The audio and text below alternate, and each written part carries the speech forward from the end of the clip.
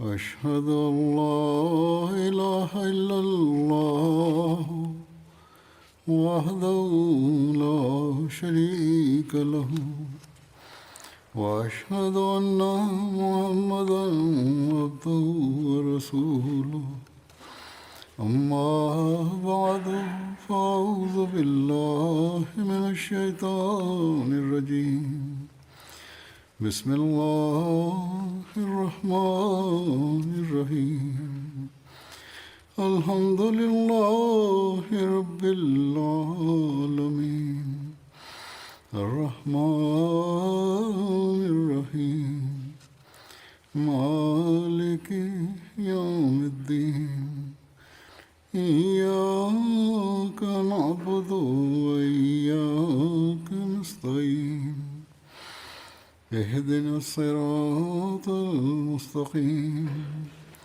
صراط الذين أنعمت عليهم غير المغضوب عليهم ولا الضالين.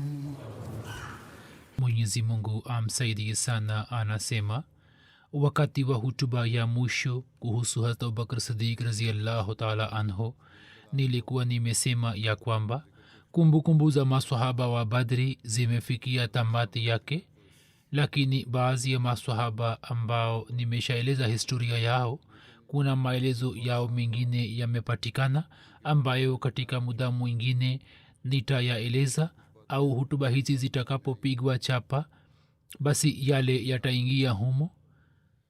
Baadhi ya watu wameniandikia ya kwamba kwa kusikiliza historia hii wamepata faida kubwa, hivyo ni vyema kwamba sehemu hii pia ielezwe katika hutuba. Hivyo nimeona ni vizuri nieleze sehemu hii katika hutuba chache ili watu wapate kuelewa zaidi na wengi waweze kusikiliza. Kwa vyovyote vile, kuhusiana na hilo, sahaba wa kwanza ni Hazrat Hamza. Yeye alikuwa baba mdogo wa Mtume sallallahu alaihi wasallam na alikuwa mpendwa wake, mapenzi ambayo yanaonekana katika maongezi mbalimbali ya Mtume sallallahu alaihi wasallam. Na pale ilipotokea shahada ya Hazrat Hamza, wakati ule Mtume sallallahu alaihi wasallam alionyesha mfano wa aina gani. Yawezekana kuwa baadhi ya mambo yawe yanarudia. Riwaya inasema ya kwamba Mtume sallallahu alaihi wasallam alikuwa akipenda sana jina la Hamza. Hazrat Jabir bin Abdullah radhiyallahu ta'ala anhuma anasimulia ya kwamba katika nyumba ya mmoja wetu mtoto alizaliwa, nao waliuliza ya kwamba wampe jina gani. Mtume sallallahu alaihi wasallam alisema kwamba mpe jina la Hamza bin Abdul Muttalib, jina ambalo ninalipenda zaidi kuliko majina yote. Kuhusu wake na watoto wa Hamza imeandikwa katika At-Tabaqatul Kubra ya kwamba Hamza alikuwa amemoa binti ya Milla bin Malik aliyetokana na kabila la Aus, ambaye Yala na Amir walizaliwa kutoka kwake.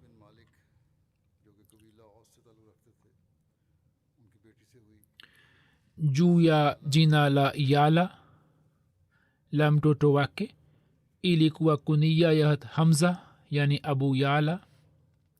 Mke wa pili wa Hamza radhiyallahu anhu alikuwa ni Hazrat Khawla binti Qais Ansariya, ambaye Hazrat Ammara alizaliwa kutoka kwake.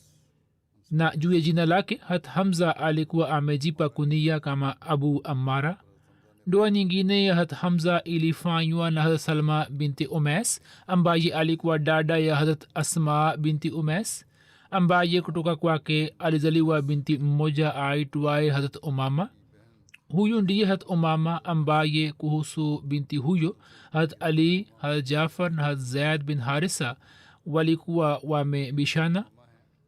Kila mmoja wao alikuwa kitamani ya kwamba Hazrat Umama aishi kwake, lakini Mtume sallallahu alaihi wasallam alitoa hukumu katika haki Hazrat Jafar bin Abi Talib, kwani mama mdogo wa hat umama yani hat asma binti umais raziallahu anha alikuwa katika ndoa ya hat jafar raziallahu anhu mwana wa hat hamza aitwaye yala katika kizazi chake kuna umara fazl zubair akil na muhammad lakini wote walifariki dunia na watoto wa hat hamza hawakubaki hai wala kizazi chake kiliweza kwenda mbele kuhusu binti hat hamza aitwaye umama kuhusu binti huyo hitilafu itokayo baina ya hat ali na hat jafar na hat zaid bin harisa habari zake zimetajwa hapo juu maelezo yake yamepatikana hivi katika bukhari imesimuliwa na hat bara bin azib yeye alisema ya kwamba mtume sallallahu alaihi wasallam aliponuia kufanya umra katika mwezi wa zulqada watu wa makka wakakataa kutoa ruksa kwamba aingie makka mwishowe mtume alifanya nao suluhu juu ya sharti hili ya kwamba mwakani atakuja makka kufanya umra na ataishi kwa siku 3 walipoanza kuandika mkataba wa suluhu kama ilivyoandikwa ya kwamba haya ni masharti ambayo mtume alifanya nao suluhu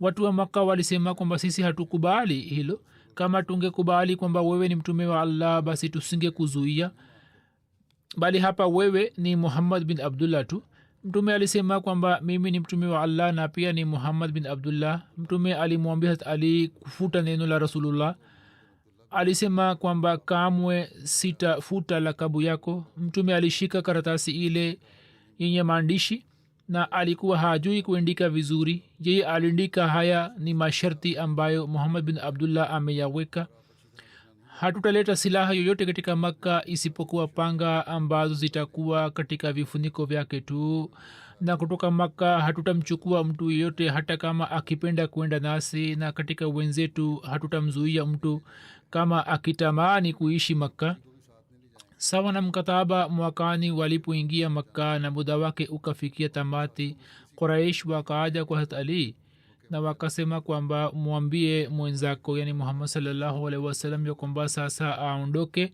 kutoka hapa kwani muda uliopangwa umekwisha pita tayari hivyo mtume sallallahu alaihi wasallam akaondoka huko binti hat hamza akaja nyuma yake ambaye alikuwa akisema kwamba amu yangu hat ali akaenda kumchukua na akashika mkono wake na akamwambia fatuma alayhi salam kwamba umchukue binti ya amu yako yeye akampandisha nyuma yake hapo ali zaid na jafar wakaanza kubishana kuhusu binti huyo wa hat hamza ali alisema mimi nimemchukua kwani huyu ni binti ya amu yangu na jafar akasema hapana ni binti ya amu yangu na mama yake mdogo ni mke wangu na zaid akasema kwamba huyu ni binti ya ndugu yangu kisha mtume akatoa hukumu ya kwamba yeye aishi kwa mama yake mdogo na akasema kwamba mama mdogo ni sawa na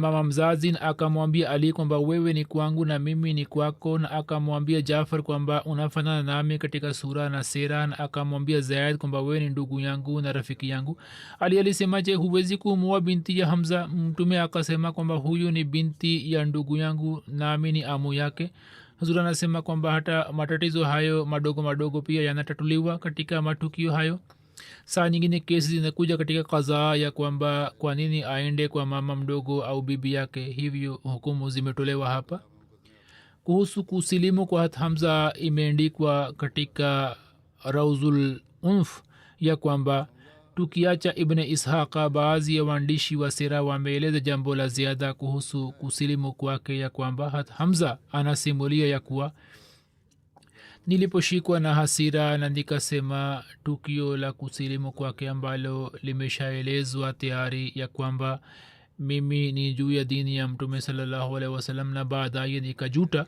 kwamba nimeacha dini ya mababu zangu na kaumu yangu na kuhusu swala hilo azimu nikapitisha usiku katika mashaka mpaka sikuweza kulala hata kidogo kisha nikaja karibu na kaaba tukufu na nikalia mbele ya allah ya kwamba allah ufungue kifua changu kwa ajili ya haki na niondolee wasiwasi na mashaka yote nilikuwa bado sijamaliza kuomba ambapo batili ikaniondoka na moyo wangu ukajaa na yakini.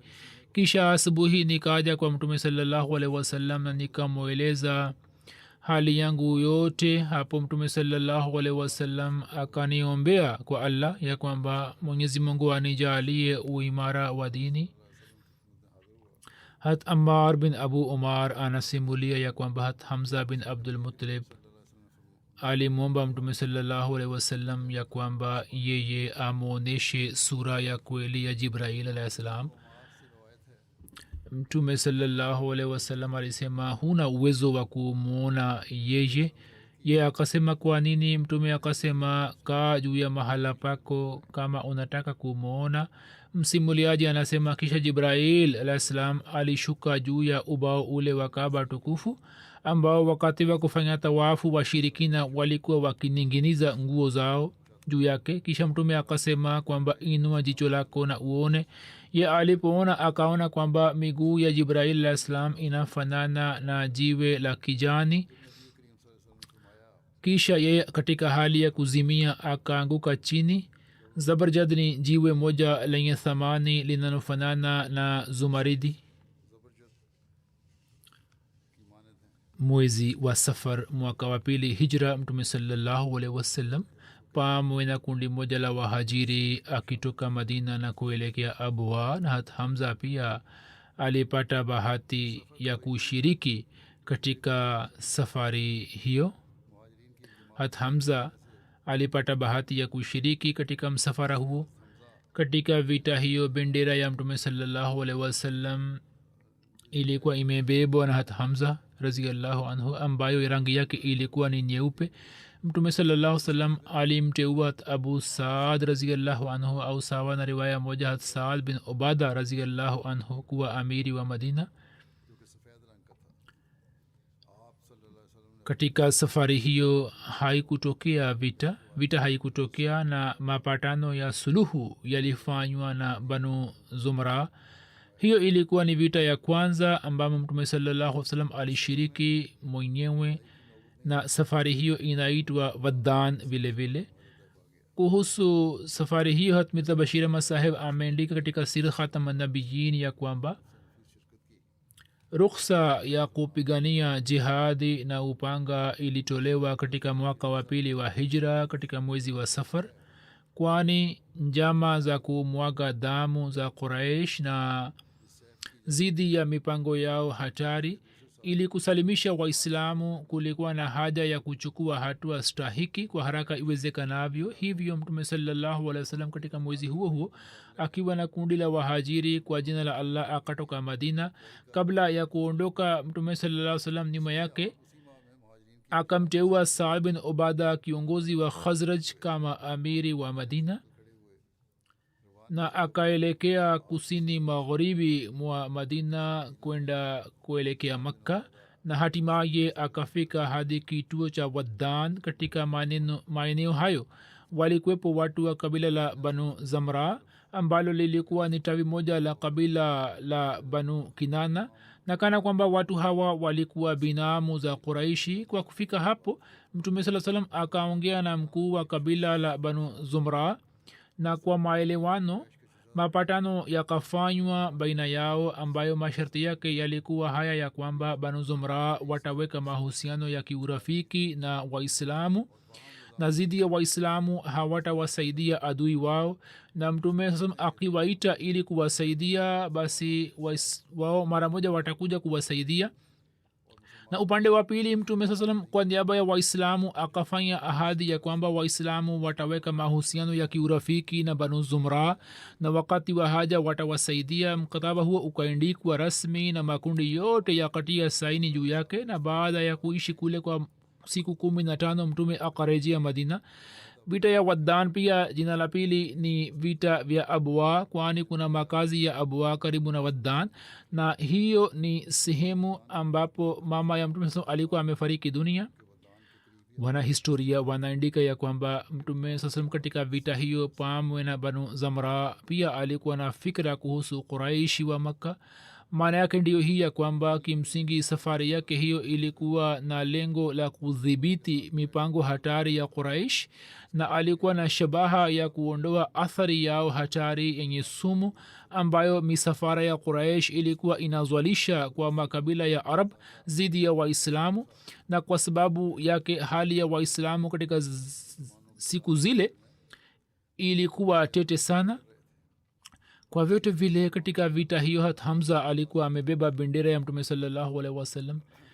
jamaadil ula mwaka wa pili hijra akipata taarifa kutoka kwa quraish wa maka mtume saa salam pamwe na kundi moja la wahajiri ambao idadi yao imetajwa 150 au 200 akitoka madina na kuelekea ushara na nyuma yake akamteua ndugu wa ziwa abu salama bin abdul asad kama amir. katika vita hiyo pia hat hamza raziallahu anhu alikuwa amebeba bendera ya mtume saa salam iliyokuwa na rangi nyeupe. katika safari hiyo mtume saa salam akizunguka kwa muda mrefu mwishowe akafika katika eneo la ushara iliyokuwa karibu na yamba karibu na pwani. na japokuwa haikutokea vita na quraish lakini katika safari hiyo mtume saa salam akafanya mapatano na kabila la banu mudlaj juu ya masharti yale yale ya banu zamra na kisha akarejea.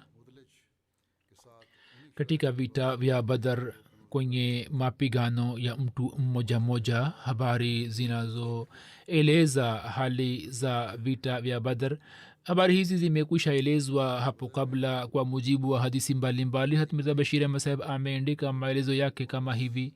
anasema majeshi yalipokuwa yakisimama ana kwa ana lakini ni tamasha ya ajabu ya kudra ya mungu kwamba wakati ule utaratibu wa kusimama wa majeshi ulikuwa hivi ya kwamba jeshi la kiislam quraish walikuwa wakiliona zaidi kuliko idadi yake halisi sababu iliyotia hofu mioyoni mwa quraish na upande wa pili jeshi la quraishi waislamu walikuwa wakiliona kama jeshi dogo kuliko idadi yake halisi na kwa sababu yake waislamu walikuwa wamejitia moyo.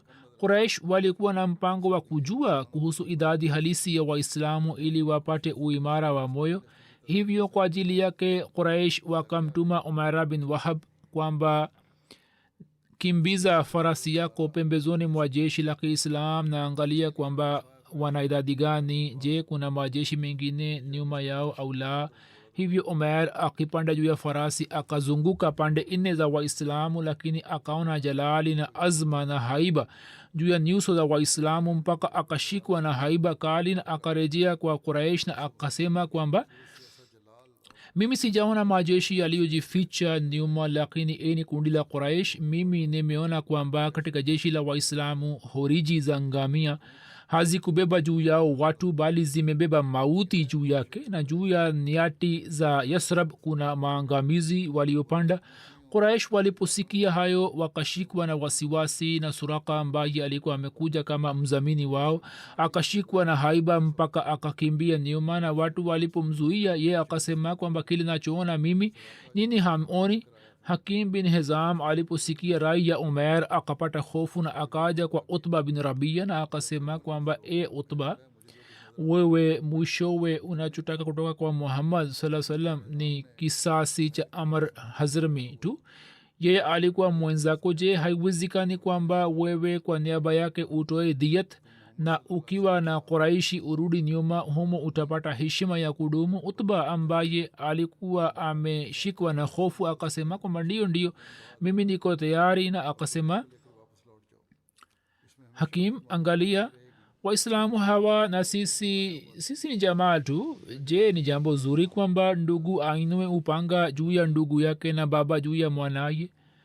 wewe fanya hivi kwamba nenda mara moja kwa abu jahel yani abul hakam na weka mbele yake pendekezo hilo na huko utba mwenyewe akipanda juu ya ngamia akaanza kuwafahamisha watu ya kwamba kupigana na jamaa si jambo zuri. hivyo tunatakiwa kurejea nyuma na kumwacha muhammad juu ya hali yake ili aendelee kupambana na makabila mengine ya arab na tutaona kitakachotokea. na kisha angalieni kwamba kupigana na waislamu hawa si kazi rahisi kwani hata kama muniite mwoga ilhali mimi si mwoga. mimi naona hawa ni wafanya biashara wa mauti mtume salallahu alaihi wasallam akamwona utba toka mbali na akasema kwamba kama katika jeshi la makafiri kama wema upo basi upo kwa mtu huyo ambaye amepanda juu ya ngamia mwekundu na watu hawa wakikubali jambo lake basi itakuwa bora kwao. Lakini hakim bin hizam alipomjia abu jehel na akamwambia kuhusu pendekezo hilo, basi firauni huyo wa umati angewezaje kusikiliza mambo ya namna hiyo? Hivyo akasema kwamba haya sasa utba ameanza kuona jamaa zake. Kisha akamwita amir hazrmi ndugu yake amr hazrmi na akasema, je, umesikia mwenzako utba anasemaje? Na anasema muda ambapo kisasi cha ndugu yako kipo mkononi mwetu. amir alipanda katika hasira na yeye sawa na desturi ya zamani ya arab akichana nguo zake na akiwa uchi akaanza kupiga kelele huku akisema kwamba ole wangu, ndugu yangu hatachukuliwa kisasi, ndugu yangu hatachukuliwa kisasi. sauti hiyo ya jangwani ikachochea moto wa uadui katika vifua vya jeshi la Quraish na jiko la vita likaanza kuchemka kwa nguvu zote. Kwa vyovyote vile jambo la Abu Jahal likamchemsha Utba. Yeye akiwa na hasira kali pamoja na ndugu yake Sheba na mwanaye Walid akaja mbele na sawa na desturi ya zamani ya Arab akawaita Waislamu ili kupigana nao. Hivyo Ansar wakaja mbele kupigana nao, lakini mtume akawazuia na akasema, Hamza inuka wewe, Ali simama wewe, Ubaida nenda wewe mbele. Hawa watatu walikuwa jamaa wa karibu wa mtume sallallahu alaihi wasallam, na mtume alikuwa na mpango kwamba katika hatari hiyo ndugu zake wa karibu wajitokeze kwenda mbele. Upande wa pili Utba na kadhalik pia kwa kuona Ansar wakaita wakisema kwamba hatuwajali watu hawa Ansar, hivyo waje mbele yetu walio na uwezo wa kupigana nasi. Hivyo Hamza na Ali na Ubaida wakaja mbele sawa na desturi ya Arab. Kwanza wakajitambulisha, kisha Ubaida akaja kupambana na Walid na Hamza akapigana na Utba na Ali akakabiliana na Sheba. Hamza na Ali katika pigo mbili tu wakawamaliza adui zao, lakini Ubaida na Walid wakaendelea kupigana kwa muda, kisha wote wakajeruhiwa na kuanguka chini. Hapo Hamza na Ali wakaja mbele na wakamua Walid, na kwa kumbeba Ubaida wakampeleka katika hema, lakini Ubaida hakuweza kunusurika kifo, na wakati wa kurejea kutoka Badr njiani akafariki dunia. Katika vita vya Badr Hamza alikuwa amemua Tema bin Adi ambaye alikuwa kiongozi wa Quraish. Riwaya moja inasema ya kwamba wakati wa kutokea tukio la Badr Hamza katika hali ya ulevi alikuwa amewaua ngamia za Ali. Tukio hili ni kabla ya kuharamishwa kwa pombe. Maelezo yake yamepatikana katika Bukhari kama hivi. Ali bin Hussein ni wasimuliaji mbalimbali.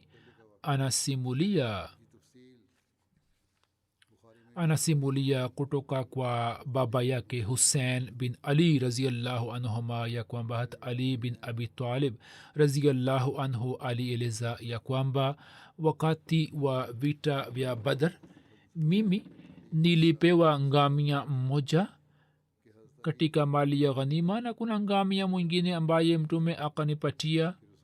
Siku moja nilikuwa nimewafunga wote wawili kwenye mlango wa Ansari mmoja, na juu ya ngamia hawa nilikuwa nimebeba majani ya azkhar ambayo sonara pia wanatumia, na ni majani yenye harufu nzuri.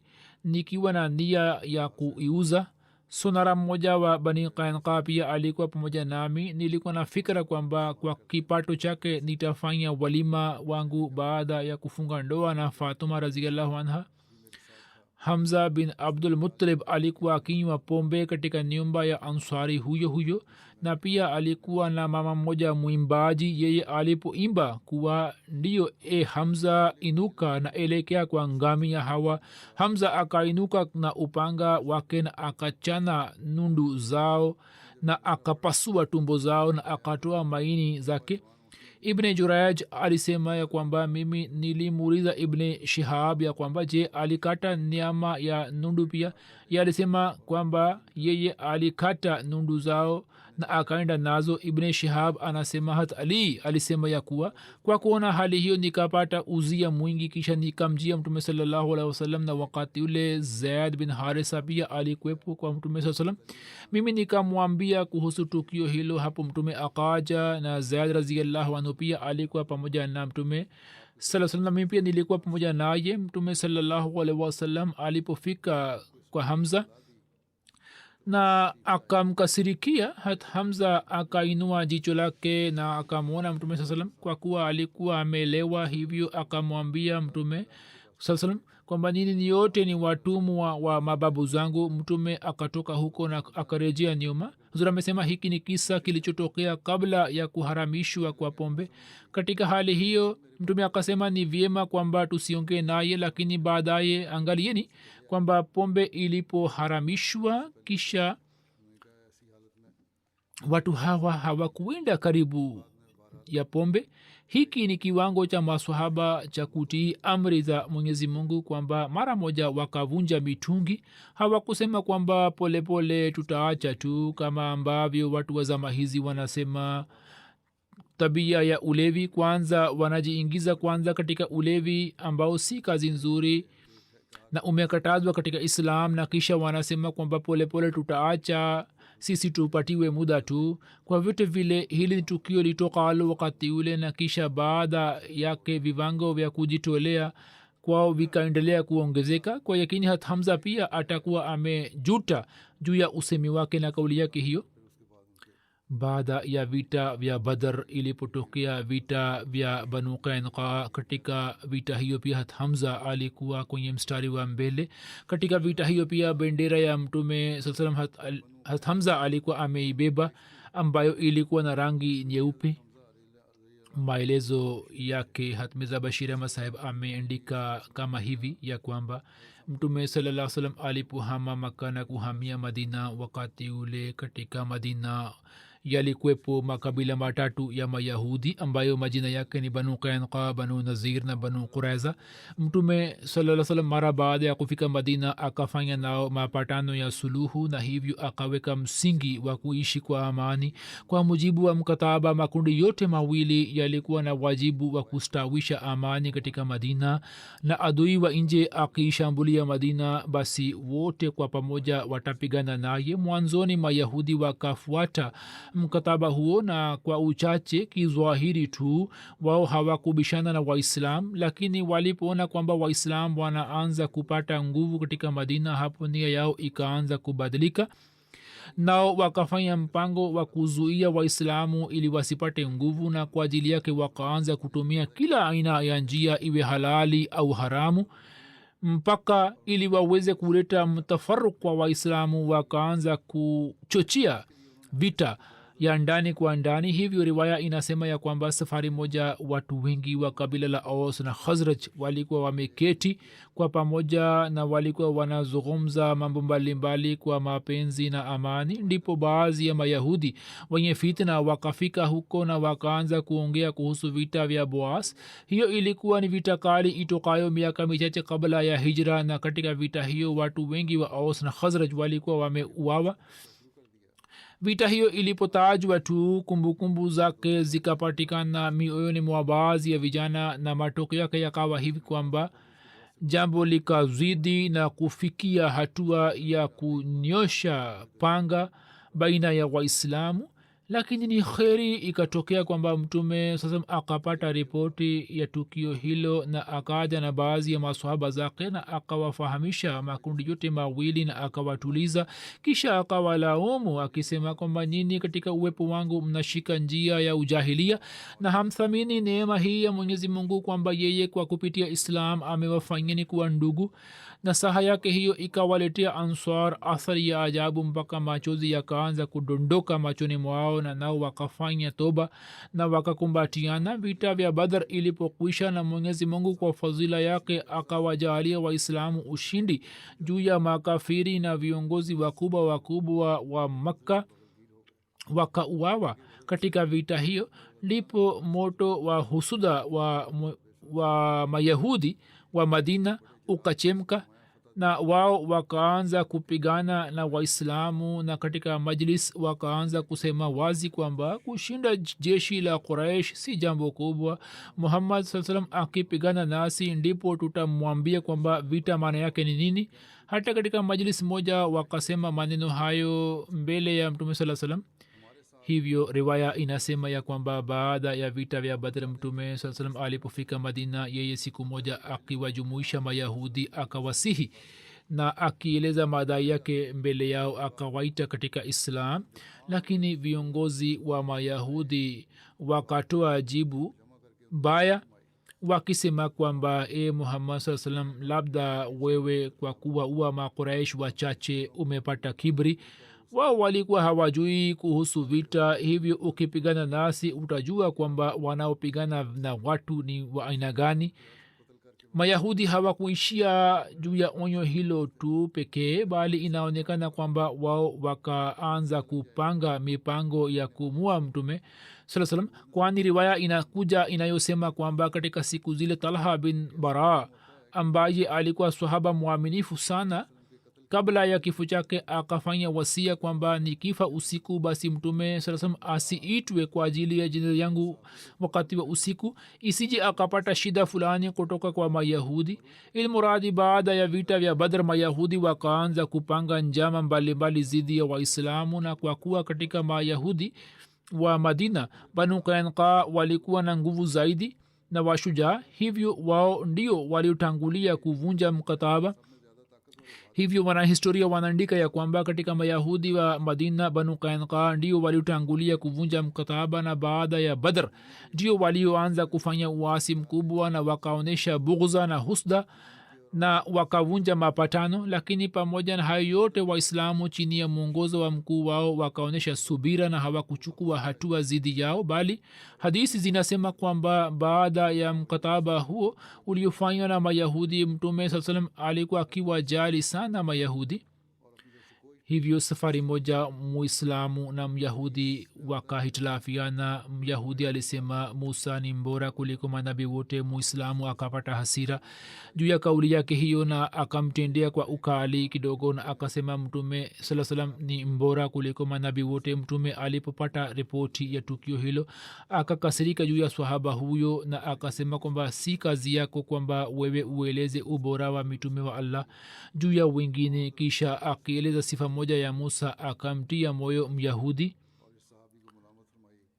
lakini hata hivyo mayahudi wakaendelea kuzidi na kuongezeka katika njama zao na upinzani wao, na mwishowe sababu ikatokea kutoka kwa mayahudi ya vita, na uadui wao haukuweza kubaki katika mioyo yao. na kilichotokea ni kwamba mama mmoja muislamu akaenda kununua kitu fulani kutoka duka la myahudi. baadhi ya mayahudi wenye shari ambao walikuwa wameketi dukani wakamuuzi kwa njia mbaya sana, na hata mwenye duka pia akafanya hivi kwamba sehemu ya chini ya kikoi cha mama huyo yeye akaininginiza na kitambaa cha mgongo wake. matokeo yake yakawa hivi kwamba mama huyo kwa kuona shari ya mayahudi hawa alipotaka kurejea nyuma, yeye akawa uchi.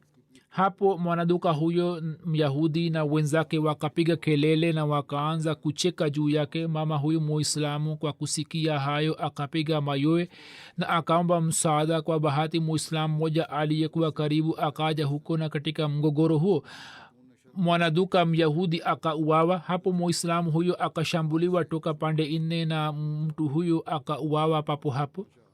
waislam walipopata taarifa ya tukio hilo wakashikwa na hasira kali, na upande wa pili mayahudi ambao walikuwa wakitafuta uzuru wa vita wakajumuika kwa pamoja na hali ikawa tete. mtume alipata taarifa akawajumuisha viongozi wa banu qainqa na akawaambia kwamba njia hiyo si nzuri, hivyo nini mujizuie kufanya njama hizi na muwe na hofu ya allah. wao badala ya kujuta na kuomba msamaha wakasema kwa kibri na majivuno na wakatishia kwa kusema kwamba nini msijivunie juu ya ushindi wa badar, mkipigana nasi basi mtajua maana ya vita ni nini. hapo mtume saa salam akiwa na kundi la maswahaba akaelekea kwenye ngome za banu qainqa. sasa hii ilikuwa ni nafasi yao ya mwisho kwamba wangejuta juu ya matendo yao, lakini wao wakawa tayari kupigana vita. vita ikatangazwa na majeshi ya islam na uyahudi yakaja ana kwa ana sawa na desturi za zama zile. njia moja ya vita ilikuwa ndio hii ya kwamba walikuwa wakijifungia katika ngome na ngome ilikuwa ikizingirwa na kundi la pili, kisha katika nyakati tofauti walikuwa wakishambuliana mpaka jeshi lililozingira ngome likikata tamaa ya kushinda lilikuwa linaondoka, na hapo ilikuwa inaeleweka kwamba waliojifungia ndani wameshinda vita. au watu hawa wakishindwa kupigana walikuwa wanafungua milango ya ngome na kujikabizi kwa washindi. hapo banu qainqa pia wakachagua njia hiyo hiyo na wakajifungia katika ngome zao. mtume sallallahu salam akawazingira kwa siku 15. ndipo banu qainqa walipochoka na kibri yao ikavunjika, ndipo wakafungua milango ya ngome kwa sharti hili kwamba mali zao zitakuwa za waislam, lakini juu ya nafsi zao na juu ya ahli zao waislamu hawatakuwa na haki yoyote.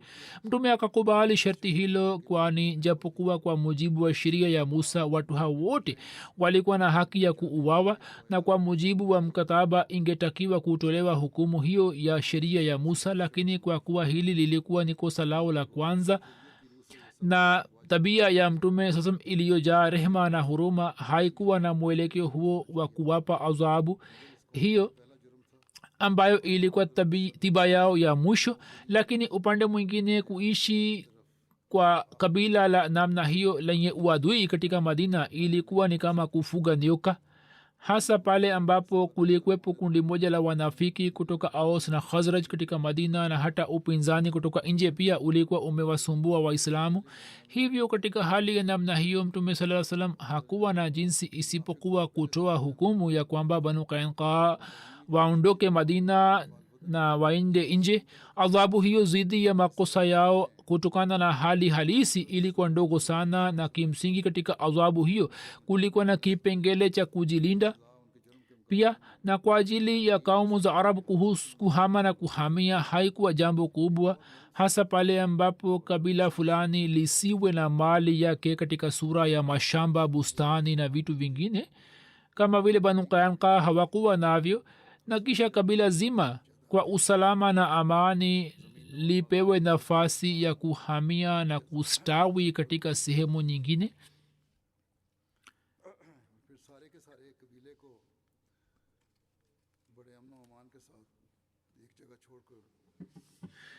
hivyo banu qainqa kwa amani na utulivu wakaacha madina na kuelekea siria. mtume saa salam akamkabizi ubada bin thabit jukumu la kuwasindikiza ambaye alikuwa miongoni mwa wenzao. hivyo ubada bin samit baada ya kuwasindikiza banu qainqa kwa hatua kadhaa akarejea nyuma. katika mali ya ghanima waislamu waliopata ni silaha za vita na vifaa vingine vya kutengeneza dhahabu. kuhusu banu qainqa inapatikana katika baadhi ya riwaya ya kwamba watu hawa walipofungua milango ya ngome zao na wakajikabizi kwa mtume sallallahu alaihi wasallam, hapo kwa sababu ya uasi na njama na shari zao mtume sallallahu alaihi wasallam akaamua ya kuwaua wanaume wao, lakini juu ya uombezi wa abdullah bin ubay bin salul mkuu wa wanafiki mtume akaachana nia hiyo. hazur amesema kwamba jambo hilo halina ushahidi wowote. wahakiki wanapinga riwaya ya namna hiyo, kwani katika riwaya zingine imeandikwa wazi kwamba banu qainqa walikuwa wamefungua milango juu ya sharti hili kwamba wao na familia zao zitasamehewa. hivyo haiwezekani kutokea kwamba mtume baada ya kukubali sharti hilo angetumia njia nyingine na angepanga mpango wa kuwaua wanaume wao. hivyo jambo hilo ni batili kabisa, isipokuwa banu qainqa walipoweka sharti hili, hiyo inaonyesha wazi kwamba hata wao wenyewe walikuwa wakielewa kwamba adhabu yao halisi ni kuuawa, lakini walikuwa wameomba rehema kutoka kwa mtume saa salam, na baada ya kupata ahadi kutoka kwake walitaka kufungua mlango wa ngome yao ya kwamba wao hawatapewa adhabu ya kuuawa. Lakini japo mtume alikuwa amewasamehe kwa rehema ya nafsi yake, lakini inaonekana kwamba mbele ya allah watu hawa kwa sababu ya matendo yao mabaya na makosa yao hawakuwa na haki ya kuachwa hai katika dunia. Hivyo riwaya zinasema kwamba sehemu ambapo watu hawa walikuwa wamekwenda huko mwaka moja ulikuwa bado haujapita, ndipo wakaambukizwa na ugonjwa fulani, na kwa sababu yake kabila zima likafa. Vita vya banu qainqa ikatokea zulhija mwaka wa pili wa hijra, na katika vita hiyo hamza alikuwa ameshika bendera ya mtume sallallahu alaihi wa alihi wasallam. Kifo cha kishahidi cha hadrat hamza, yeye alikuwa ameuawa shahidi katika vita vya Uhud. Habari zake zimekwisha elezwa katika hutuba za nyuma. Habari hiyo mwenyezi mungu alikuwa amempatia mtume sallallahu alaihi wasallam kwa kupitia ruya. Hivyo anas bin malik raziallahu anhu anasimulia ya kwamba mtume sallallahu alaihi wasallam aliona katika ruya ya kwamba mtume sallallahu alaihi wasallam alisema, mimi nimeona katika ruya ya kwamba mimi nafuata mbuzi dume, na nimeona kwamba ncha ya upanga wangu imekatika. Hapo nimetoa utabiri kwamba nitamua mbuzi dume wa kaum, yani kiongozi wao mkubwa, na utabiri wa kukatika kwa ncha ya upanga ndio huu kwamba kuna mtu wa familia yangu ambaye atawawa shahidi. Kisha hamza akawawa shahidi, na mtume saa salam akamua talha ambaye alikuwa kiongozi mkuu wa washirikina. hamza mwili wake ulikuwa umekatwa na sura yake ilikuwa imeharibiwa, pua na masikio yake yalikuwa yamekatwa na tumbo lake lilikuwa limepasuliwa. Mtume sasa alipoona hali yake akashikwa na huzuni na ghamu, na akasema kwamba mungu akinijalia ushindi juu ya Quraish, basi mimi nitakata miili ya watu wao 30. ila hali riwaya moja inasema kwamba mtume akaapa kiapo na akasema nitafanya musla ya watu wao 70. hapo aya ikatrimka kwamba wa in aqabtum faaqibu bimisli ma uqibtum bihi walain sabartum lahuwa khairu lissabirin, na kama mkijilipiza basi jilipizeni sawa na vile mlivyoonewa, na kama mkisubiri hakika huo ni ubora kwa wanaosubiri. Hapo mtume sallallahu alaihi wasallam alisema kwamba tutafanya subira, na akalipa kafara ya kiapo chake. hat ibn abbas raziallahu anhuma anasimulia ya kwamba mtume sallallahu alaihi wasallam alisema, jana usiku nilipoingia peponi nikaona manzari ya kwamba Jafar pamwe na malaika anaruka, ilhali Hamza akiegemea kitanda ameketi juu yake. Anas raziallahu anhu anasimulia ya kwamba mtume sallallahu alaihi wasallam siku ya Uhud alipita karibu na Hamza, pua na masikio yake yalikuwa yamekatwa. Hapo akasema kwamba kama nisingekuwa na wazo kuhusu huzuni na ghamu ya Safia, mimi ningemwacha hivi hivi mpaka Allah angemuinua kutoka tumbo la ndege na wanyama. Na kisha yeye raziallahu anhu akavishwa sanda katika shuka moja. Mtume sallallahu alaihi wasallam wakati wa kifo cha Hamza na kwa kuona maiti yake jinsi alivyoonyesha subira na mfano wa hali ya juu wa subira, na pia jinsi alivyomlazimisha dada yake Hamza na shangazi yake kwamba wao pia waoneshe subira. Habari zake zimekwisha elezwa katika hutuba za nyuma. Na kisha tukio la kuwazuia kina mama Ansari kwamba wasipige kelele juu ya maiti, tukio hili khalifatul masih rabi rahimahullah taala alikuwa amelieleza katika hutuba yake moja aliyotoa kabla ya ukhalifa wake wakati wa jalsa salana. mimi naliweka mbele yenu tukio ambalo linaangazia hulka njema na tukufu za mtume sallallahu alaihi wasallam. hivyo ni vyema nieleze hapa japokuwa imekwisha elezwa kwa kupitia hadisi mbalimbali. Khalifa wa nne anasema kwamba mtume sasam alikuwa akimpenda sana hat hamza na mapenzi haya yanaonekana wazi kutoka maneno aliyotamka mtume sasam kwa kusimama karibu na maiti yake wakati wa jioni ya Uhud. Alisema, e Hamza, mimi nina hasira leo na uchungu ambao nimepata kwa kusimama juu ya maiti yako. Mwenyezi Mungu asinioneshe uchungu wa namna hiyo katika siku za usoni. Wakati huo shangazi yake Safia na dada yake Hamza pia kwa kusikiliza habari hiyo wakaja huko. Mwanzoni mtume hakuwa ruhusu kuona maiti ili wasije wakashikwa na hisia, lakini pale walipoahidi kuonyesha subira hapo akawapa ruksa. Wao wakaja kuona maiti ya Hamza na wakaona maiti ila hali wazalimu walikuwa wamepasua kifua chake na walikuwa wameharibu uso wake. Japokuwa kifua kilikuwa kinapasuka kwa ghamu, lakini Safia akaendelea kusimama kidete juu ya ahadi yake ya kufanya subira. Akasoma inna lillah na akaendelea kulia na kuketi kule. Hali yake ndiyo hii kwamba machozi yalikuwa yakidondoka machoni mwake. Msimuliaji anasema kwamba mtume pia akaketi karibu yake, machozi yaliendelea kudondoka machoni mwake. Safia alipokuwa akitulia kidogo, mtume pia alikuwa akitulia kidogo, na alipokuwa akilia, mtume pia alikuwa analia na machozi yake yalikuwa kidondoka kwa kasi. Dakika chache zikapita katika hali hiyo hiyo. Hivyo hayo ndiyo yalikuwa machozi yaliyokuwa alama ya kuomboleza kwake, na hiyo ndiyo suna ya mtume. Aliingia katika Madina ila hali Madina zima ilikuwa inaonyesha hali fulani ya maombelezo, na kutoka kila nyumba sauti zilikuwa zikitoka. Mtume akasema kwa uchungu kwamba hakuna mwenye kulia juu ya maiti ya Hamza. Nani anaweza kulia juu ya Hamza? Kwani ahle bayt asubuhi na jioni wanafahamishwa kwamba wafanye subira. Ansar waliposikiliza maneno yake wakashikwa na hisia na wakakimbilia nyumba zao na wakawaambia wake zao kwamba acheni kuwaombeleza kuhusu watu wengine na muombeleze juu ya Hamza. Katika dakika chache tu kila mmoja akaanza kulia na kuomboleza juu ya maiti ya Hamza.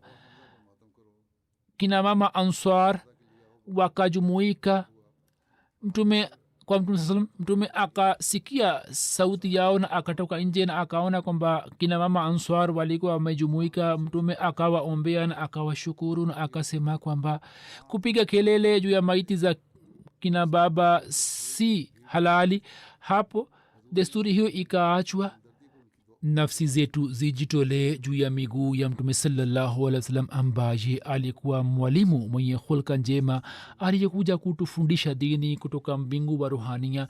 Alikuwa mwenye busara na mwenye mantiki, ambaye alikuwa akiona asili ya binadamu. Kama wakati ule mtume angewazuia kina mama Ansar kupiga kelele juu ya maiti za ndugu zao, labda baadhi ya watu wangejisikia vibaya na wasingeweza kuvumilia. Lakini angalia jinsi kwa hekima na busara kwanza alivyowaelekeza mwelekeo wao upande wa baba yake mdogo, na kisha alipowazuia kupiga kelele akawazuia kuhusu kupiga kelele juu ya maiti ya baba yake mdogo. Huu ni uchaguzi wa Allah. Angalieni jinsi Mwenyezi Mungu alivyotuma mtu ambaye alikuwa akijua kuhusu asili ya binadamu, alikuwa mwenye kujali hisia za watumishi wake. Tunapoangalia sifa zake tukufu, basi moyo unaanza kujitolea kwake na sauti inatoka moyoni kwamba nafsi zetu na mali zetu na watoto wetu zijitolee juu ya miguu yake. Ewe mtume wa Allah, maelfu na mamilioni ya salamu yawe juu yako. Ewe yule ambaye ulikuwa bahari wa uzuri na hisani, ewe mtume wa Allah, maelfu ya durud na salam ziwe juu yako. Hakuna mfano wako katika dunia hii na hata kuwepo katika siku za usoni. Katika kumbukumbu za Hamza pia mfano wa mtume Muhammad SAW pia umeelezwa, na huo ndio mwisho wake. Huzur amesema kwamba wapo maswahaba wengine ambao nitaeleza sira zao katika siku za usoni. Kesho kutwa mwaka mpya unaanza, mufanye maombi kwamba Mwenyezi Mungu aufanye mwaka mpya uwe na baraka tele. na mungu atujalie baraka zake kwa ajili ya jamaat mwaka huo uwe wenye baraka na mwenyezi mungu aangamize mipango yote ya adui na jumuiya zilizoenea duniani kote mwenyezi mungu azijalie ili ziweze kutimiza shabaha ya kuumbwa kwao na pia mufanye maombi kwa ajili ya dunia nzima kwa ajili ya dunia nzima na watu wa dunia mwenyezi mungu awasalimishe kutoka vita hali zinaendelea kuwa tete zaidi na zaidi na maangamio yanaonekana wazi hatujui kila mmoja anataka maslahi zake mwenyezi mungu awarehemu na pia mufanye maombi kwa ajili ndugu zenu waliozulumiwa kwamba mwenyezi mungu katika mwaka mpya awasalimishe kutoka zulma na mateso ya kila aina